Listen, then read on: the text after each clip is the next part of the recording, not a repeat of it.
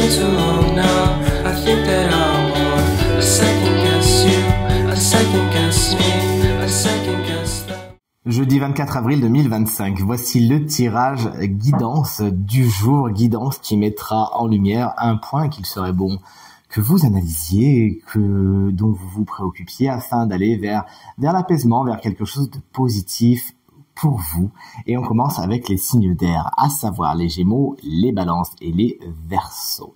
C'est le 8 de coupe qui est votre carte guidance pour aujourd'hui. On vous invite à faire le point sur ce que vous ressentez émotionnellement. Peut-être êtes-vous dans une situation qui touche à sa fin, qui ne vous apporte plus qu'elle devrait vous offrir, qui ne vous nourrit pas exactement comme vous le voudriez. Bref, vous le sentez, vous le savez, et il est donc de votre devoir d'aller voir ailleurs si vous y êtes sans crainte, sans peur. On vous invite vraiment à partir d'aujourd'hui à tourner le dos à ce qui ne vous correspond pas, à tourner le dos à ce qui ne vous correspond plus, afin de ne pas perdre de temps et à aller plus que jamais vers ce qui vous correspond pour de vrai et qui vous nourrit émotionnellement. Chers amis signes de terre, vous voici Taureau, Vierge et Capricorne. On vous embrasse bien fort, chers amis Taureau, si vous fêtez votre anniversaire aujourd'hui. On vous invite à être dans le détail, à ne pas spécialement regarder les choses de très très loin, mais bien à vous intéresser aux détails de l'histoire. De toute évidence, vous avez besoin de vous focaliser sur le petit, sur le micro, afin de comprendre le macro. Donc ne vous éloignez pas trop pour l'instant, mais regardez vraiment chaque petite pièce du puzzle, afin de pouvoir comprendre comment elles s'imbriquent, ces pièces-là, et de comprendre l'ensemble ensuite. On vous invite vraiment avec cette guidance également à peaufiner vos talent, à vous intéresser à ce que vous savez faire et à le faire de tout votre cœur avec minutie. Ça va vous faire du bien et vous pourriez au passage améliorer certaines de vos compétences. Voici votre guidance, chers amis signes d'eau, Cancer, Scorpion et Poisson.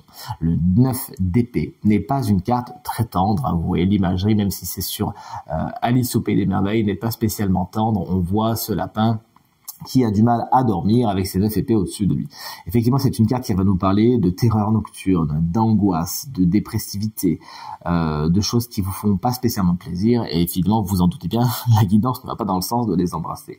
Quoique, on vous invite vraiment plus que jamais à embrasser les ténèbres, à voir ce qui ne va pas, à faire sortir les monstres du placard, afin de les regarder droit dans les yeux et enfin, une bonne fois pour toutes, leur tordre le cou.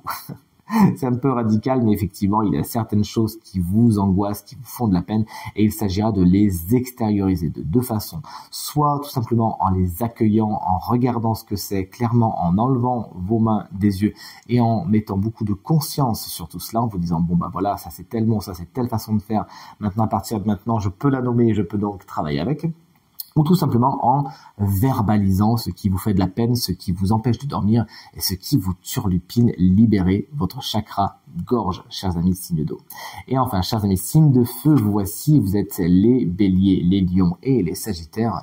Le 5 d'épée vous explique qu'il peut y avoir certaines situations où vous vous sentez lésé, où vous vous sentez battu. Vous pourriez ressentir une forme d'échec. Et pourtant, on vous invite plus que jamais à ne pas vous lancer dans des batailles d'ego qui, en fin de compte, ferait plus de mal qu'autre chose et ne laisserait aucune des deux parties, à savoir victorieuse ou défectueuse, vraiment dans la joie et la bonne humeur, bien au contraire. Cette carte nous parle de victoire douce, amère, alors effectivement vous gagnez quelque chose, mais à quel prix? Est-ce que vous ne perdez pas un petit peu de votre dignité dans l'histoire?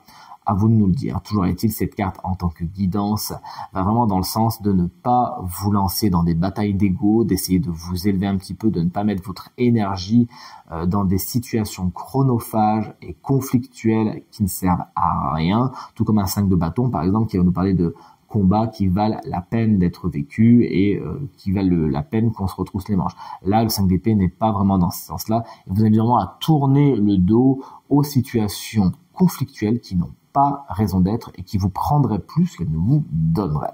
Cette guidance est terminée, j'espère qu'elle résonnera avec un maximum d'entre vous et vous permettra de passer la journée et la période la plus agréable possible. C'est tout ce que je vous souhaite. Très belle journée.